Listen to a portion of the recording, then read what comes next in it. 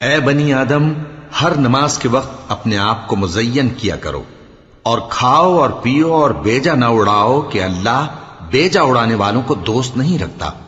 پوچھو تو کہ جو زینت و آرائش اور کھانے پینے کی پاکیزہ چیزیں اللہ نے اپنے بندوں کے لیے پیدا کی ہیں، ان کو حرام کس نے کیا ہے؟ کہہ دو کہ یہ چیزیں دنیا کی زندگی میں بھی ایمان والوں کے لیے ہیں اور قیامت کے دن صرف انہی کا حصہ ہوں گی۔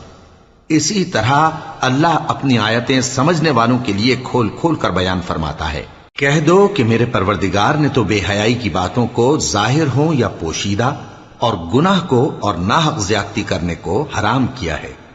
اور اس کو بھی کہ تم کسی کو اللہ کا شریک بناؤ جس کی اس نے کوئی سند نازل نہیں کی، اور اس کو بھی کہ اللہ کے بارے میں ایسی باتیں کہو جن کا تمہیں کچھ علم نہیں۔ اور ہر ایک امت کے لیے موت کا ایک وقت مقرر ہے، جب وہ آ جاتا ہے تو نہ تو ایک گھڑی دیر کر سکتے ہیں اور نہ جلدی ہی کر سکتے ہیں۔ اے بنی آدم،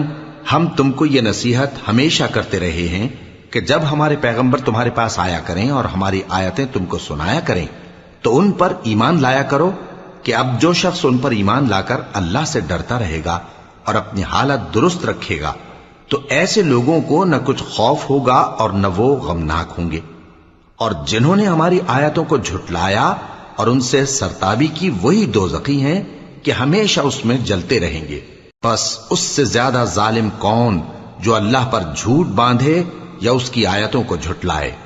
ان کو ان کے نصیب کا لکھا ملتا ہی رہے گا، یہاں تک کہ جب ان کے پاس ہمارے بھیجے ہوئے فرشتے جان نکالنے آئیں گے تو کہیں گے کہ جن کو تم اللہ کے سوا پکارا کرتے تھے وہ اب کہاں ہیں؟ وہ کہیں گے کہ وہ ہم سے گم ہو گئے، اور اقرار کریں گے کہ بے شک وہ کافر تھے۔